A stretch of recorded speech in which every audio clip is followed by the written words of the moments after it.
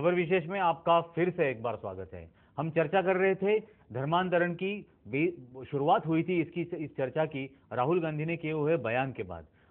राहुल गांधी ने कहा है कि जिस तरह से राष्ट्रीय स्वयंसेवक संघ और सिमी, ये दोनों ही संगठनों की नीति ये फंडामेंटलिस्ट है। तो आप नहीं मानते हो कि संघ की नीति फंडामेंटलिस्ट है? बिल्कुल नहीं।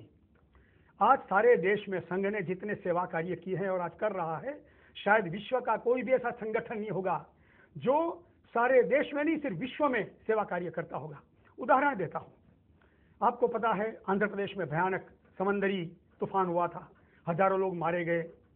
बड़ी मात्रा में संघ के कार्यकर्ताओं ने वहां सेवा की। वो न देखा कि हम हिंदुओं की सेवा करें, हम मानव की सेवा करें। वहां प्राणी मात्र की सेवा की, मानव मात्र की सेवा की। ये जो आप कह रहे हो, वो 1978 में आंध्र प्रदेश में जो यह हादसा हुआ था, बहुत बड़ा समंदर में या तूफान हो गया था। उस वक्त का एक किताब मैंने पढ़ी थी, अविनाश धर्माधिकारी जो अभी भारतीय जनता पक्ष में काम कर रहे हैं, उनकी वो किताब है। उस किताब में उन्होंने लिखा था कि वो स्वयंसेवक के तौर पर वहां गए थे और 3 दिन 4 लाशें वहां पर पड़ी हुई थी जिनको कोई भी नहीं जला रहा था। उन्होंने अपने कार्यकर्ताओं के वहां से पूछा कि ये क्यों नहीं जलाई है, तो उनको उन कार्यकर्ताओं ने जो संघ के ही थे उन्होंने बताया ये दलितों की लाशें हैं, इसलिए 4 दिन उन्हें जलाया नहीं गया था।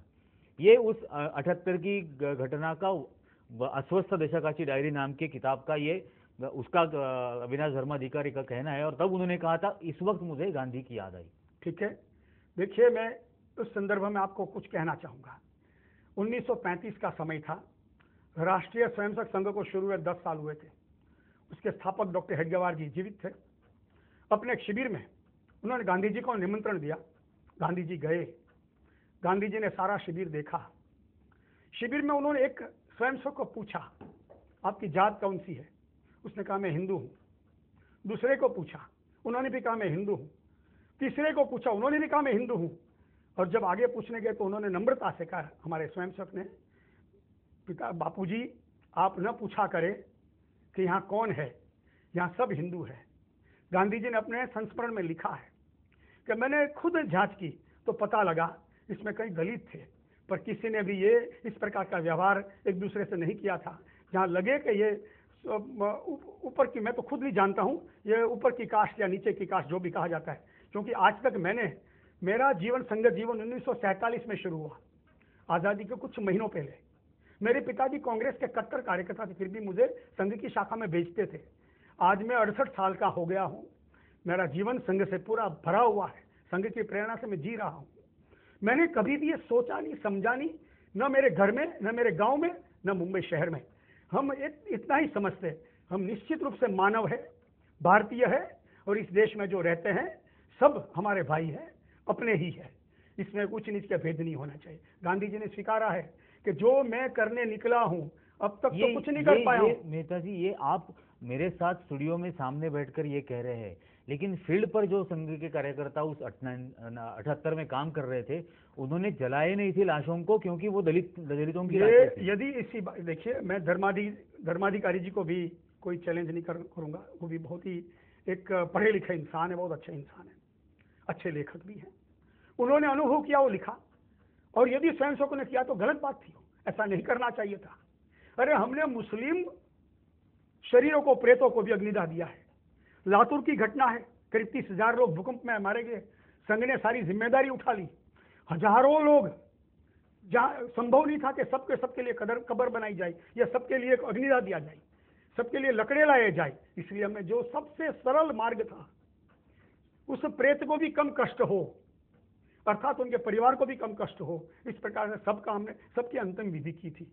हमने कभी भी नहीं सोचा। मोरबी में बाढ़ आई थी, मैं स्वयं मोरबी में गया था।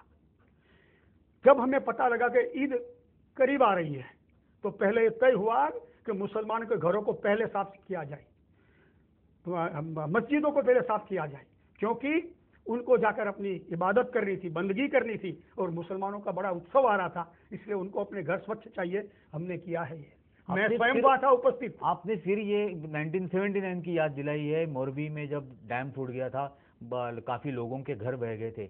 उसी गुजरात में क्या हुआ कुछ सालों बाद, मुसलमानों के घर ढूंढ ढूंढ कर जलाए गए थे। इसके लिए मैं एक बात बताऊं आपको, देखिए, चिंगारी को जलाता है फिर आग जलती है।